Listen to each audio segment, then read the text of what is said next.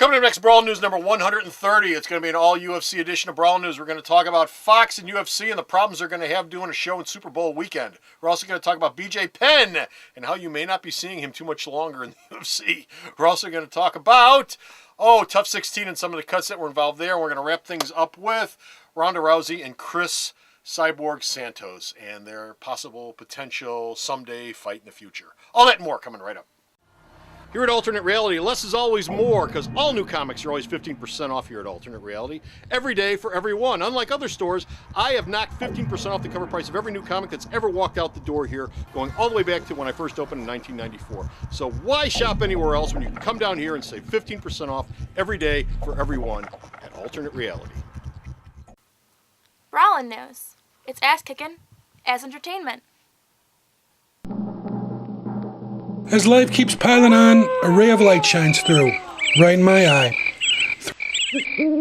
Brawlin' News, episode 130, Granite Gum.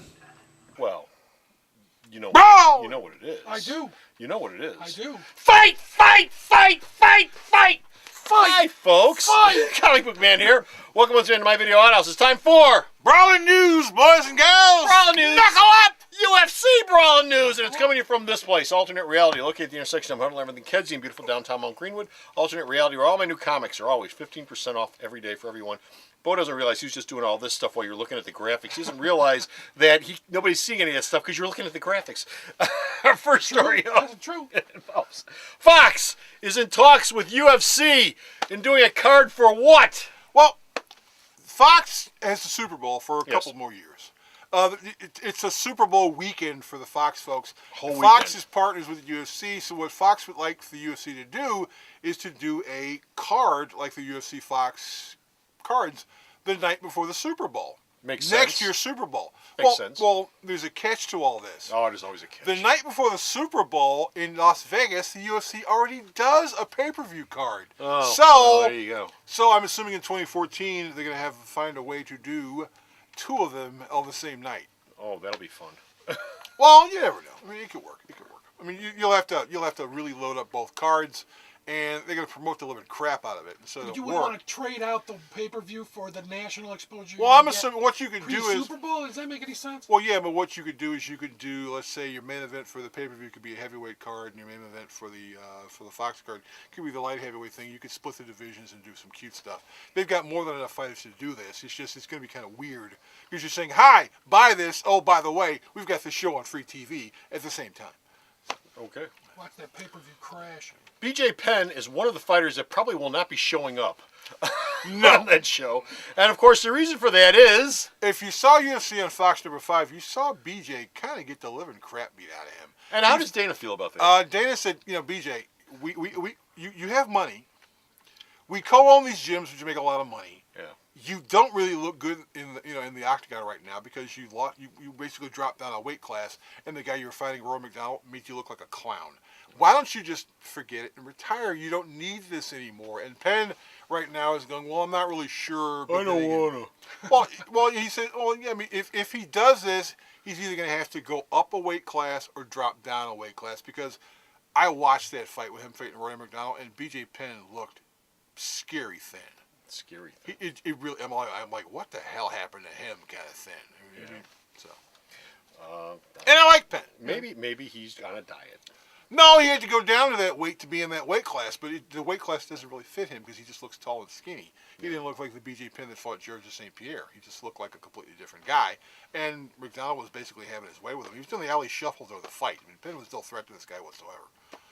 Okay. Tough 16. Cuts. Who? Everyone except Colton Smith and Mike Ricci, who fought at the finale. If you watch the last season of The Ultimate Fighter, one of the things that was made quite clear, and Dana White showed up at the house and he told all the fighters, look, you guys are fighting to stay in the house and all your fights look like crap. Step it up. Step it up. Well, they didn't step it up enough, and so the other fighters were told, see ya, come back when you actually feel like fighting and looking like you give a crap. And actually, Colton Smith and Mike Ricci, they won. I mean, Colton Smith won the fight. Mike Ricci lost. They're going to drop down a weight class. But those two are actually pretty good fighters. And there are other good fighters on this season, but they were fighting just to stay in the house. And it was just Well, pointless. this is a reality show with fighters. Yeah, I mean they're in the Vegas house and they fight. There's a fight every week. And, and even if the first season was tough enough. If you lost, you had to get the hell out. You had to leave. But now they let you stay in the house, and so a lot of these guys are like, well, I'll be on TV, and people will see me, and I'll be in this house. Hi, Mom! Right, and So maybe the fighting part wasn't a priority. well, the fighting part apparently for some, and I watched some of this season's fights, and man, those are some of the worst fights I'd ever seen. These are guys who just didn't seem to give a crap. They should do that But they were on TV. They should do that on the real world. And when Dana White showed up and they looked at him, I'm like, oh, these guys are in a lot of trouble. You're in trouble. He had that really. Ronda Rousey and Chris Cyborg Santos, we talked about this before. They're going to fight at some point in the near future. What the hell's up with it? Well, Rousey's going to fight Liz Carmouche at UFC 157. Yeah. The fight was offered to a bunch of people, all of which who said they were never offered the fight, but Dana White says, no, you were all offered the fight. You turn them down. Chris Cyborg was offered the fight, and her manager is now Dana's favorite best friend, Tito Ortiz. He said that, well, no, he told her not to take the fight because he thought that she should fight at 145, and that's not the weight class that Rousey fights at. Santos said after she realized she didn't get this main event fight, which would be the first lead female fight in UFC history, I am more than willing to drop down 135 pounds for the fight. So the two of them are going to fight in 2013, and that is, as far as female fights go, as Gina Carano comes out of retirement, the biggest female fight in MMA history. Okay. So there you go. You have that much to look forward to. And I can see the promos.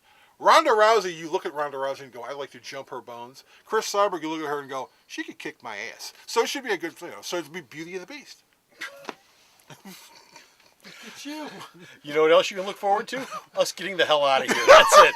We are done. We are finished. We got no more Brawling news. But go to the store's website. Check out all the Brawling news this man sends me. I post up. Bo, Yes? tell them where they can get out of here the fastest way possible. Sarah, tell them. You'll feel way better about yourself. www.myalternatereality.com. So go to the store's website. Check out all his news. Until next time, this is Comic Book Man. Chris, don't kick my ass, please. I know you could. Just don't. His phone number is... No, you don't. You can't. And don't you put it on the bottom of the screen. Too late.